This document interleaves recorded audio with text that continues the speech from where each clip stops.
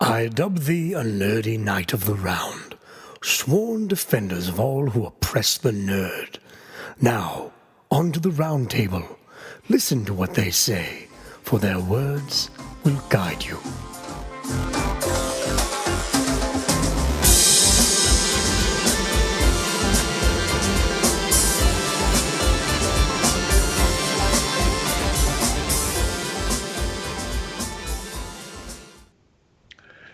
It's another nerdy night as my roundtable joins me, Ben, the ridiculous Riddick, and what is going to tonight be a Spoilercast night. We've got a bunch of things that we have to talk about because not only did Batman vs. Superman come out this last week, but last week Daredevil Season 2 started, and that is the topic of the show right now, is Netflix's Daredevil Season 2. Joining me at the Spoilercast roundtable, as always, is Sam, DJ Fluffkins Chen. Woo! And Mike, we still don't have a nickname for him to mark it. That's right. One day, Mike, we'll have a name for you. So, Ben, I saw a funny meme on Facebook that I was going to tweet at you guys before. It was like a superhero name meme. I totally think we should have done that for tonight. Mike would have been Invisible Graham. Invisible Graham. What would I have? I was Mega Raspberry, and you were Captain, and it was another fruit. Oh. I don't know who came up with this list. It was the most random thing.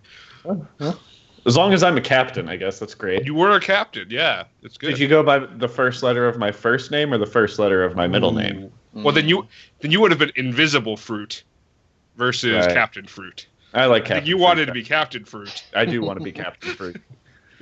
All right. So, guys, let's just jump straight in to Daredevil. But right before we do, let me warn you, if you have not seen Daredevil Season 2, I recommend you stop watching this, go to Netflix.com, open up Daredevil, and watch the 13 episodes there before you then come back straight to our website, www.nkrn.org,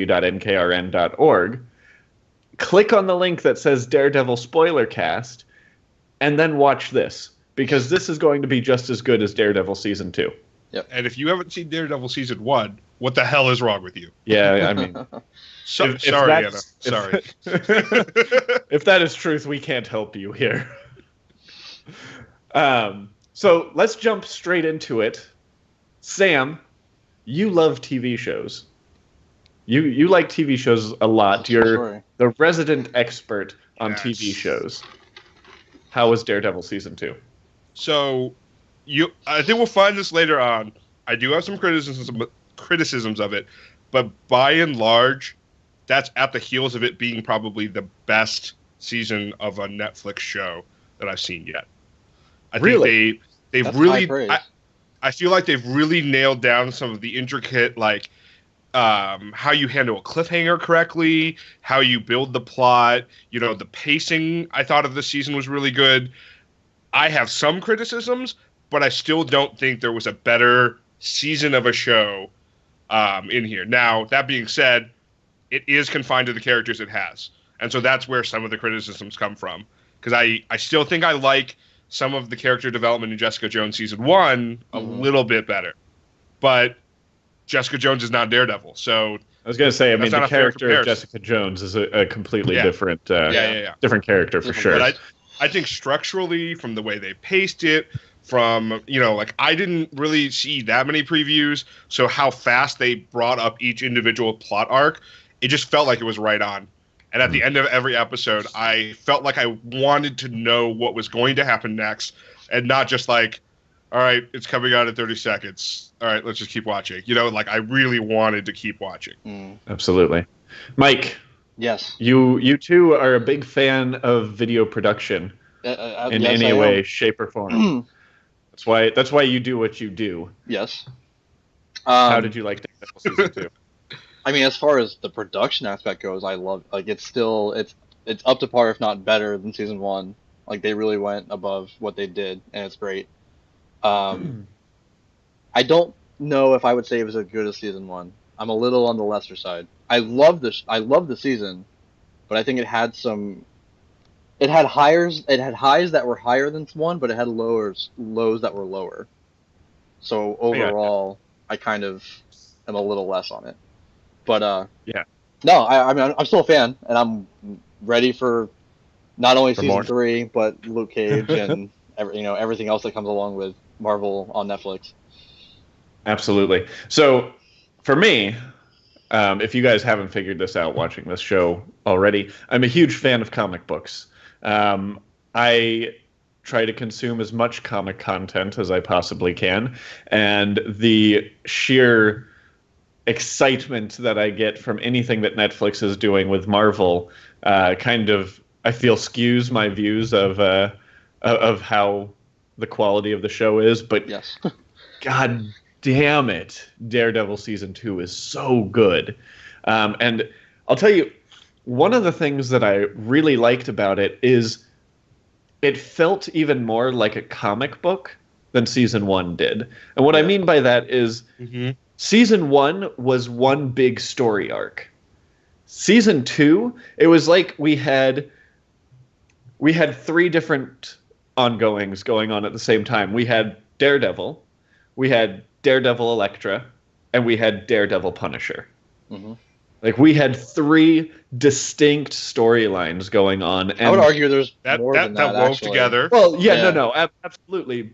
But at its core, at its core, it's 3 books, and it felt like one of those like big events where like Batman Death in the Family or House of M or something like that, where there are multiple things going on and you have to see everyone's point of view on it. And I thought that was great, especially for anyone who loves comics. And I'm not even a huge Daredevil comic fan, but it was so well done, and so it matched what I feel a comic book TV show should be. Yeah, I mean, I don't know if I have this exactly right in my mind, but I feel like the height of the Punisher arc was probably like episode 3. Yeah. And I was just like blown away by how quickly they were Absolutely not like resolving it, but like bringing it to like a heightened like area where you could see it. They resolved like the first arc of it, and then it continued into another part. Yeah. Exactly. Yeah. And that's then like it became just the Punisher almost for a little while. Mm-hmm. Yeah. I mean, like, and that's the thing. You contrast that to I don't know if I can't remember if you guys are House of Cards watchers. Yes. But like their seasons feel a lot more drawn out. Like it's one part of a plot arc dragged out over 13 episodes. Now they're good episodes, but like I was getting Bing Bang Boom, like a lot of different stuff out of this, and that's what I really liked about this season from a pacing standpoint. Mm-hmm. Yeah. Let's talk a little bit about the new characters introduced into Daredevil, because we've already touched on one of them, and that's the Punisher, played by, his name escapes me, John Berthmar. I don't know how to say his last name. So essentially the guy from season 1 of The Walking Dead. Yes. Maybe Shane from The Walking Dead. Season 2. Shane. He's in season 2. Yeah, but for like a few episodes before Rick shoots him. I think that's the end of season 2. This is a spoiler. I'm just kidding. I'm kidding. If you haven't watched that much of Walking Dead, you're not watching it now. So yeah. Sorry. You've missed the train if you haven't started yet. So, Punisher is a character I know a little bit more about than Daredevil, and I have to say, John Bernthal did a fantastic job. Yes. I think it's like I couldn't figure out who it was for a little bit, but the voice was so distinctive, and I love like the quality of his voice, and what that brought to the character. And he was a New Yorker. Mm-hmm. Like that, like a lot of the characters in Daredevil and a lot of the characters in New York or that are based in New York, you don't hear that New York tone a lot. And that's very true with Daredevil. It's very true with anything we've seen Peter Parker related. Yeah. I haven't seen the new Fantastic Four, but the old Fantastic Four didn't sound like a New Yorker. But John Bernthal as the Punisher, he sounded invested in this city, because he couldn't invest in his children or his family anymore. And I have to say, the best scene in those first like 3 episodes of Daredevil was the end when Daredevil had essentially caught the Punisher, had him beaten. He's leaning up against a gravestone in a graveyard, and is telling Matt the entire story of why he's doing what he's doing, and it was a long monologue. Yeah, it was lengthy, and it was fantastic. I thought John Bernthal did a fantastic job of portraying each change of an emotional beat in that story, where I was pretty much crying at the end of it. Yeah, I mean, I know we talked about Daredevil season 1 a little bit in our year-end recap, but I felt like Punisher gave me what I personally, as a viewer, felt like I was lacking from season 1 Wilson Fisk. Like, I felt like I understood his motivations, I understood what he was going, I understood why he made the decisions he makes during the series, and I feel like, as a viewer, that's the best you can ever hope for. And I don't think you need to be kept in the dark, because I think why he's doing it is such an integral part about where this like dichotomy between Punisher and Daredevil is really coming in the show. And this is from someone who like has no idea. I really didn't know what Punisher was. I knew the skull like from the costume. Right. So like when I saw the X-ray, I was like, okay, now now you get it. Yeah. but yeah, like it let me understand him a lot better. And in a very quick, fast pace, which was great. Mm-hmm. So I'll go in a different direction, where I love what they did with the character. I love how they portrayed him, and what he brought to him was all great and everything. But I also feel like I didn't get to see him do enough. I agree with that for sure. Most of the Punisher's action, aside from the prison fight, is all in the first 3 episodes. And for the first 2, it's all about not seeing what he did. Yep. The gun is outside the bar, him. and you see the outcome of it, but you don't see him doing anything. Right. And then the next time you see him, he's on the roof, and he's just like, he shoots a motorcycle, and that's basically it. So it's like, I don't feel like we saw him do enough. And I'm hoping he'll come back, or he'll show up in another show or something, and we'll get to see him. He's going to come back. He's got to be. I mean, do you bring him back in Daredevil season 3 and make more about him, or is that going to take away from Daredevil? Like, I don't know if he's going to get his own show. Yeah, I don't know that he's going to get his own show. And I don't know if he should be on Daredevil again. He should be on maybe Luke Cage or something. I don't know. See, that's what I was going to say. I see him being a part of Luke Cage, maybe showing up on Jessica Jones season 2. Right. Things like that. And that's one of the things I loved about this season, is there was a lot of cross-pollination between Daredevil and Jessica Jones. Mm-hmm. Like, season 1 of each show, they were kind of setting up their own characters apart from each other. But there was a lot of cross-pollination this time. I will say, whatever he's on next, what I don't know, because I felt like one of the reasons he was good on this season was because of the interplay between him and Karen. Yeah. And I don't know if that'll translate to another show, if she's not on the show, or if she's not guest starring on something. So that's the only thing I'm worried about, but I really liked their interaction this season. Well, they could do like a Flash Arrow kind of thing too, where she could be there too. They're all in New York. Yeah. Karen could show up on the other show that Punisher shows up on too. Karen's now working for the Bulletin. Yeah. Spoiler. She doesn't even have to be on the next season of Daredevil, technically. She would be, but... Yeah. Karen Page is kind of important to Daredevil. Yeah, no. I really like the character development in a much more complex way. I will say, and we can talk about this later, I'm a little bit iffy on what I should take away from Daredevil's actions throughout the entire season, because I feel like they try to set up a lot of like decision points in his mind, and really it felt like a Telltale game. All of a sudden, everything slows down, and Daredevil is going to go in What one am I gonna direction do? or the other. Yeah, but see, my problem is at the end, only like one decision really gets made, and you're kind of like, is this? This kind of seems like a lost scenario. Is this where what we want to you see? have a bunch of stuff wrapped up into like one or two things. Yeah. And then Let's get into that a little later, Yeah. because I do want to hit that point. Moving on from Punisher, we had another new character introduction, and that was Elektra, played by Elodie Young, right? That's her name. Sure. I'm I assuming have no her idea. name. I've got tomatoes up. Which has I think no, it's- which says nothing to her Elodie Young. performance because I thought it was great, Yeah. but I don't know her name. Yeah, Elodie Young as Elektra. I have to say, much better than Jennifer Garner. Yeah, I was surprised at how Yeah. much I liked her Elektra. Yeah. Um, Well, so and this I was this is the impressed. funny thing, because this is what I really wanted to hear from you guys. I've talked to like my parents, I've talked to friends of mine who have watched the show, and it seems like a lot of my friends, at least, did not like Elodie Young as Elektra. Really? Yeah. Like in See- what way? What are you hearing?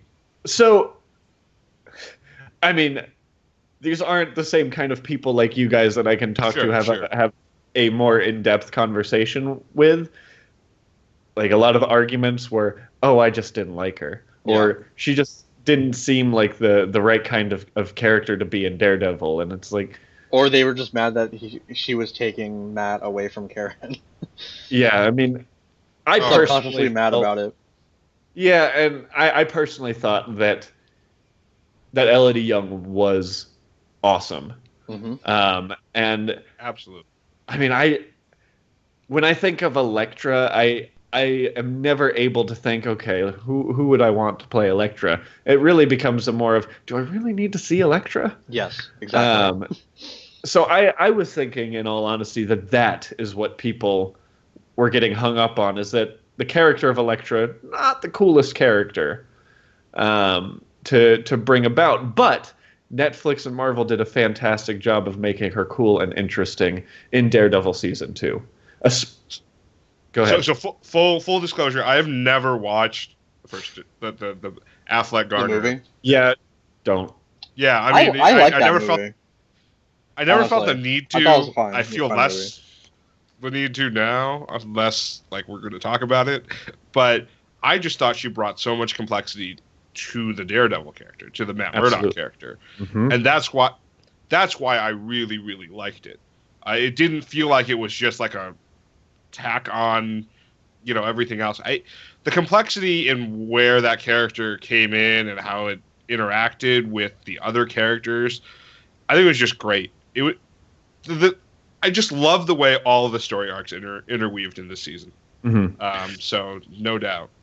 And she played crazy really well. Yes. Like, not like classic like Joker Yeah, crazy, right. but like sophisticated crazy. I don't know how to explain the kind of crazy it was that subtlety. she It was. Yeah. It wasn't an outward craziness. It was. She literally doesn't think of ways the same way that other people do. Yeah, She thinks it of them in wasn't like a very weird way, psychotic unmorality crazy. way. It was Yeah. right. It was like a high intensity like person, just like an extreme version of someone. Mhm. Yeah. I thought she played that amazingly well. And those fight scenes with her were pretty amazing, even though I really don't understand how someone that thin could possibly do half of the things that she did. Now, as I far was as- a little conflicted with Elektra as far as, and it's probably my fault because I don't really know much about Elektra. Uh-huh. But as I watched the show, I was like, "This is not the way I thought Elektra was." Like, I never got this from the character of Elektra, and I mean, she's an assassin. yeah, but that doesn't really come up until like 4 episodes after you know her, and then even then, it's kind of weird because it's like, she's the daughter of the adopted daughter of the diplomat or whatever, and she goes to all the parties and she knows Matt and they do this weird stuff together.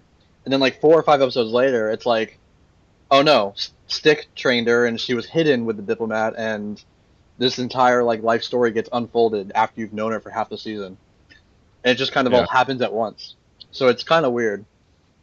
And Well, I think even then, in my head, I always knew that she was part of the hand. Like Elektra is assassin with the hand, and then that's not really how it plays out in the season until like the very end, and they kind of close that loop. Well, I mean, that's kind of how it plays out with her story in the comics. She is right, and I found that out later. A good guy, right? Well, and I wonder if that's where part of it came from. Is that I know nothing. Yeah. I knew nothing. In fact, I didn't really even know she was part of this universe. I mean, except loosely because I knew the other Daredevil movie existed. I knew nothing about it, and so the way they unfolded that actually was so much more made it so much more interesting for me because there was nothing I was expecting. Right. You know, so I think that could be part of the reason that there was difference because you knew more about it, and then it was like trying to connect the dots versus like someone who knew nothing about it. I don't know, like I think that comes into play in all these comic book adaptations where it's like we know things, but they don't have to use any of those things, and sometimes they do, sometimes they don't, sometimes they mix things. So it's all about us trying to figure out where our information works and where it doesn't. When you come in as an empty slate, it's almost better generally, but then you don't get the Easter eggy stuff too. So it's a trade off. They try and cater to both audiences, I think, and they do fairly well. Especially Marvel does. I think they do a good. Yeah. I think I'm really excited to see more Elektra because I will say I called her being the Black Sky the moment they were talking about Black Sky. Yeah. I'm like, oh, this is gonna play out to where Elektra's Black Sky, and then sure enough, Nobu's fucking back and says, "Oh, she's Black Sky." That's my Nobu impression right there. I'm okay with that. Okay, good. As the resident Asian, I'm okay with that. And of course, once they brought out the casket thing, I was like, oh, okay, well, someone's gonna die, and it's probably gonna be Elektra, and then they're gonna bring her back. Going back. Yeah. Yep. I thought her character progression was really great too because her character progression was a roller coaster. I mean, it's like she went from I'm gonna kill everyone to Matt, I love you so much that I'll stop killing everyone to 2 seconds later slitting a kid's throat open to then going but I want to be this person for you. But I can't. It was a very intense story arc for Elektra, I think. And I loved the way they did her costume. Yeah. And, her costume was really good. Like almost, I mean, from the beginning, they made it the exact opposite of the Daredevil's original costume. Which I thought was a really good... I don't know if it was intentional. I'm almost certain it was. Yeah. But if it wasn't, it was a really happy accident that they somehow made the opposite kind of character the opposite costume. I don't like, and hopefully this trend doesn't continue, I don't like that they wait until the last episode to give everyone their iconic stuff. Because that happened in season 1. Yeah. Where Matt was just wearing his hood or whatever for the whole season, and then he finally gets his suit. And then this one, Elektra and Punisher both get their costumes like in the last episode. And her size, which she also didn't have till the last episode, which also wasn't explained. She just had them. She got her size much sooner, like episode 8.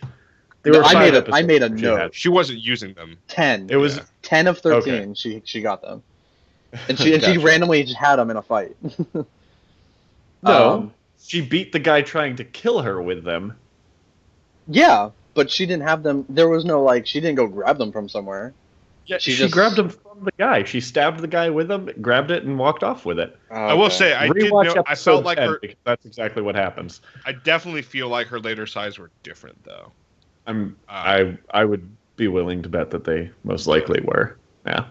Well, which the argument that stands. But then when did Daredevil got his clubs too? And at some point. I don't feel like Daredevil really had his clubs in season 1 all that much. No, he didn't. But in 13 is when he got his real ones, the Yeah, the chain which linked was ones and Awesome. everything. Yeah, the last episode. Sorry. Yeah, I. So can I just say my favorite character in all of Daredevil is that guy That That Yeah. weapon master. that that makes all of the stuff. He's great. Like he is fantastic. And I really don't want anyone to ever I want him to be okay forever. Yeah. Like nothing better happened to him, and nothing better happened to the girl. Fuck, Karen. not Karen. The girl with, I think his name is Melvin. Oh, his Right? wife or whatever. Yeah, I don't want anything bad. Oh, yeah, okay. Okay, I don't think so. I don't think anything's gonna happen to them. I hope. Okay. And I think that guy is Gladiator from Marvel Comics, but I might be Maybe. mistaken. I'm not that deep in. I don't know. Like the character. Yeah. Okay. Well, anyways, Anyway. I'm fairly certain that that's who it is, but it doesn't matter. Anyways, let's move on to what was your favorite part, Oh, Sam? What was your favorite part? I don't know if I had a favorite part, to be honest. I mean, like, there were definitely some parts that you just, like, I'm guessing one of you is going to say the stairwell fight. yeah. That's that's the only thing that jumps You out mean to the my one long head. single cut that they Yep. decided? Well, we did one in season one. Yeah, better do one in I mean, season to be completely honest, the thing that I didn't like about that, or I wasn't like, that doesn't put that on my list, is because the second I saw it, I'm like, all right, it's going to be the same thing as season one, where it's a single long shot. Then I'm going to be sitting on a podcast with two guys who are going to talk about how great it was. I could just see it coming. Yeah. Just detracting from my enjoyment. But the fact is, But- is it was better than the first It one. was. Oh, it It absolutely was much better, and And that's why it works. If it wasn't better, it would just be contrived and everyone would hate it. But it was awesome. yeah, and it was a much greater area that the shot was taking place over, and it was very well done. But yeah, I agree with you, Sam. It's like it started, and it's like I could see all of the guys running up the stairs, and I'm like, all right, this is where it's going to happen, right here. It happened in episode 2 of season 1. I guess it's okay that it's happening in episode 3 of season 2. Yeah. Yeah. I mean, other than that, I just think, I don't know, some of the stuff at the end, obviously, like 13 felt really good to me. I liked a lot of. I like some of the sequences and how that played out. Like that scene at the end with like where they're fighting the hand or whatever, No, and Punisher's like picking off the ninjas. Oh yeah, no, that was. Forward. I'm like, that's awesome. And then like obviously Nobu goes down, he gets up, and then like Stick's like, nah, not again. Awesome. I actually am the opposite. I did not like the end scene, like the climax of that. I thought I thought the liked Punisher the got pushed in. I don't think he even needed to be there, and they just wanted him there for the trio to be together in a scene. Oh for yeah, once. yeah, definitely. Like and he had to no point to intro be there. The shirt. Yeah, really, that was The it. costume. They had to show off the Mhm. costume. I mean, I don't feel know. like part of it was trying to give this kind of it was trying to show that he was going to connect in a different way to what he Right. was doing. That's kind of where I was thinking about it, because Yeah, I feel like, Go ahead. I'm sorry. oh yeah, I feel like the thing that bothered me the most about most of the season, we talk to it when we get there, is that I don't feel like Daredevil changed nearly as much as all of the other characters changed throughout this season. And so this was like the end cap of Punisher changing into who he was going to be. See, now what I liked about that final fight and why I thought it was important that Punisher appear in that scene is because there's no way that Matt was going to make the decision to kill any of those ninjas. And the only possible way for him to have won in that fight were if some of them died. And I think it was a good thing to kind of put into the story to say there is someone out there that can do what Daredevil can't. and still have Daredevil keep his goodness? I guess so. I feel like that's reaching, but I'll give it to you. I had a whole bunch of different issues with that final episode, and I guess let's go straight into issues with the show, because that final episode, I felt like so many things were rushed to be closed. Yeah. In that episode, that I was really upset. Like, it was the exact opposite way I felt watching Batman vs Superman, where it's like, okay, I hope this doesn't end this quickly. Whereas Batman vs Superman, I'm thinking, when is this ending actually going to happen? It's like they took 2 seconds to show Foggy going into Hogarth's law firm. They took 2 seconds to show Karen at the Bulletin. Then they took 2 seconds to show Matt pulling the mask out of the bag to show Karen.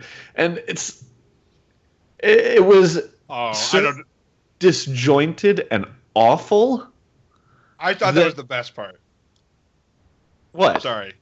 That it is setting up the, like, what you're going to be interested in that's going to happen next season. But like, it almost feels like a series finale where it's like, here's where we leave everyone. And it's just like, I know, but the thing is, like, let's say you tacked out one episode where everyone's story arc gets another 10 minutes. Like, what are you going to do in that 10 minutes that makes you feel good about ending afterwards? So, my problem was, like, my problem was the ending. But the ending wouldn't have been as bad if the build-up to it weren't as neglected. Yeah. Like, there was so much going on between Matt and Foggy that they just left. They just left it. Like, we'll see each other later. See ya. And it didn't even make any sense. Like, I would understand being pissed off to the point where they're not talking to each other, but it was like Mike said, it's like, well, okay, I'm gonna go work over here now. You do whatever you're gonna do, and we'll talk, I guess, maybe. But I feel like, for what happened between them and their history before that, I feel like they need that. Their relationship would get to a point where I find that fully believable. I just don't know if I could find it in them to completely blow up, because I feel like Foggy was like, you know what, I have to move on. And in that moment, that's the right thing for him to do. And I'm sure something will happen down the road that, he'll question it. There'll be more jiggering out of that relationship. But, like, in that moment, I can see it. Like, he's mentally committed to this. It's like, I want you to talk me out of it, but I kind of don't, because now I get closure. You know, even though we know as fans, I feel like as far as the characters go, I feel it's fine. Like, it all makes sense and it's believable. I feel like just the way it's portrayed, I feel like we either could have, I don't know, I wouldn't have cut any earlier, but maybe there could have been a little bit more for us as the viewers before ending the season. I don't know. I don't know what I would have done differently, but even if it had been showing another couple flashbacks of Foggy and Matt, like when Matt is like kind of, I don't even know, like even some flashbacks to Foggy, Matt, and Elektra at the same time to kind of get a feeling to how Matt was with Foggy at the last time Elektra was around. Because, a huge cause of the dysfunction between Foggy and Matt was because Elektra was back. So I feel like they could have given us more to the Foggy Matt story in those flashback scenes that they had with Elektra. And I just wanted it to make more. I do agree with you, Sam. It does make sense for the characters, but I would have liked them to show how much sense it made. No, I agree with that. I think that's exactly to Mike's point. It's like any addition would have been for us and not for them, which that's fair. Yeah. Is it fair? Is it fair, Sam? Oh, damn it! No, it's not fair. Unfair. That's justice. No. I'm gonna go to thesaurus.com right now. While you keep talking. It's like that was really my main issue. It's like I was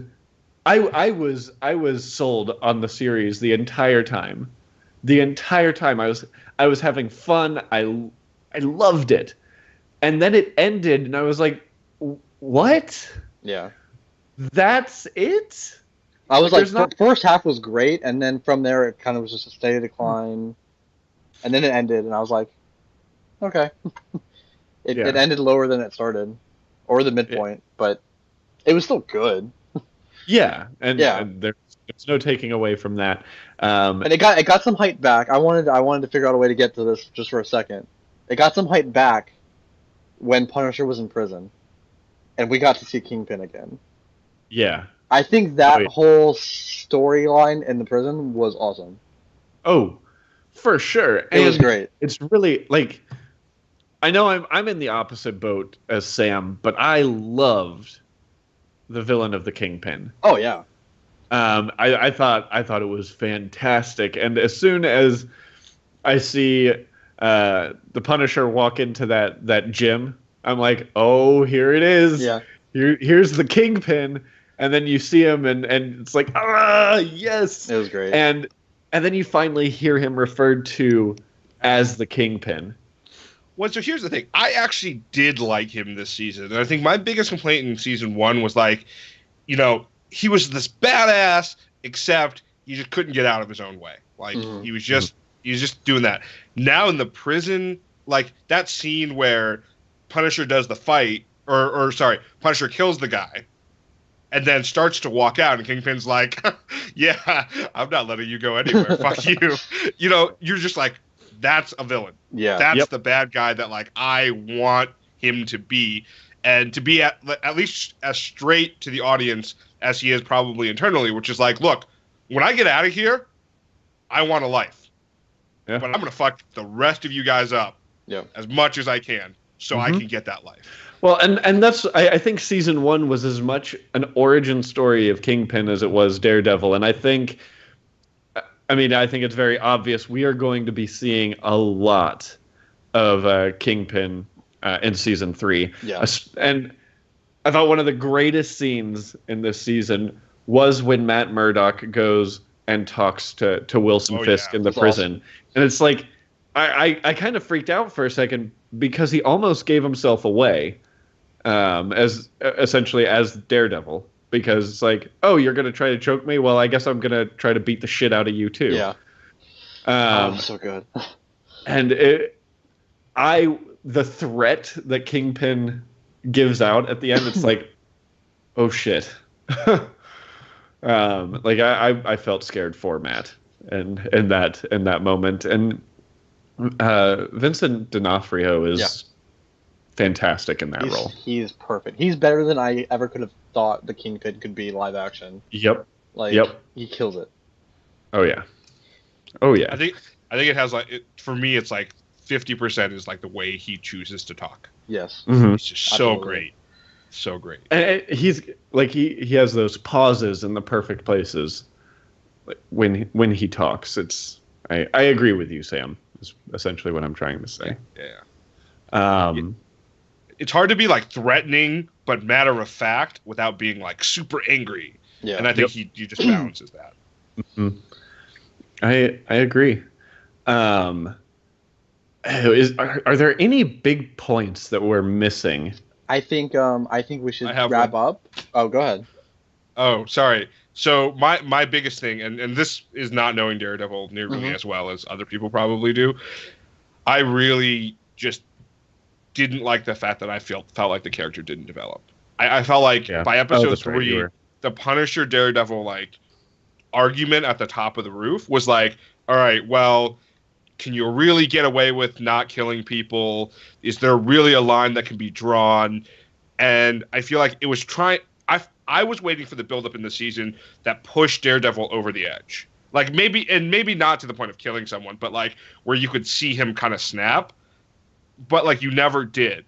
And then at the end of the season, it kind of like played out as, oh, well, if you just stick to your guns or not having them, then everything will work out great, except everything in your personal life. See, I feel like they kind of did get to that point when he On the knocks rooftop. Nobu off the roof. But then they neuter it when Nobu just stands up at the bottom. So it's like, oh, so Daredevil didn't kill anyone. And then Stick takes care of it for him. But you couldn't have, as soon as he fell off the roof, he survived being lit on fire. Yeah. Like, yeah. I mean, I was under no impression that killed Nobu. And I doubt Matt Murdock was under the impression that killed Nobu. I will say, Sam, I can absolutely agree that there wasn't a lot of character development for Matt, but I think this season and everything that's happened in it is a build up to some big thing that's going to just crack Matt Murdock. I'll kind of compound on that and say, like, it's not something you see commonly, but Matt's arc this season specifically is actually a character regression.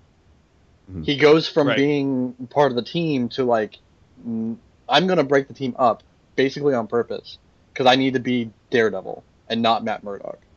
And that was his arc this season. He needed to remove himself from Foggy Nelson and Karen in the end. And that's where we're going to go into season 3, and then he's going to have to work his way back up again. Yep. Yeah. And I mean, he's essentially lost a lot this season, especially when you look at the last interaction that Elektra and Matt have before that rooftop battle. Mm-hmm. Oh yeah, it's like you know that what happened there is eating him up inside. Yeah. Yeah, I mean, he's lost a lot. I think the thing is you just don't see him process it. Mm-hmm. And I think to your guys' point, he will. Yeah. It's one of those things that's going to catch up to him. Mm-hmm. I will say the other quick thing that I was kind of confused by most of the season was I really, because of the way some of the fights played out with Daredevil Punisher, Ninja's Punisher, Nobu Punisher. Sorry, Ninja's Matt, or Daredevil, Nobu Daredevil. I just don't actually know how skilled Daredevil is. Like, Punisher, took him out twice, basically, and, didn't kill him. Well, to be fair, the first time, Punisher shot him in the fucking forehead. Yeah. Oh, yeah. I mean, and I think it's, I think this season was a lot about how tired Daredevil is.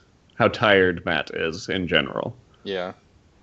Which is why I was kind of confused, because I'd like to have even either seen him, slip, or just have a clear understanding of who he's better than and who he's not better than. Well, I mean, he did. He left Karen and Foggy. I think he did realize what was happening, and he said, "Okay, what's happening is Matt Murdock is getting in the way." Mm-hmm. I think that is that point that you might have been looking for. It just kind of like how the ending wasn't great for Mike and I. It wasn't obvious for it wasn't portrayed the best way for you. Right. And it's because he wasn't actively processing it on screen for me. Yeah. That was really it. So I think to wrap up, Ben, Defenders. Where do we stand now? What? We have 2 out of 4, and Luke Cage is on his way. When's he come out? November? November. Yep. So. Oh, I thought it was September. No. Luke Cage is September. Doctor Strange is November. Okay. Remember, I thought everything superhero related came out in November, and then it took forever for me to realize what actually came out in November. Right. So yeah, we've got Luke Cage season 1 coming September, and then do we have a date for Jessica Jones? Not a date, but a time frame for Jessica Jones yet? We don't even have a window. Just 2017. And they have cast Iron Fist now too. Yeah. He's the guy from Game of Thrones. Yeah. He's who? He's Tyrell, right? He's Marjorie's brother. Yeah. Oh, okay. Yep. That guy. He's playing Iron Fist. And I assume we're going to see Iron Fist in Luke Cage. I'm sure that's why they already cast him. Sure we're going to see. Yeah. And that I would be mean, the kind of intro. they were building up defenders heavily. Oh yeah. In this, with the battle with the hand, the chased, all of that. I think that it's going to be good. It's going to be great. Yeah. Did you guys both see the trailer at the end? The little mini teaser for Luke Cage? Yeah. Yeah. Mm-hmm. Wasn't much. I didn't know how to process it, but it was fun. Yeah. I think we saw enough of them with Jessica Jones that we didn't really need anything. Absolutely. But, Luke Cage was quite a big part in Jessica Jones. Yeah. All right.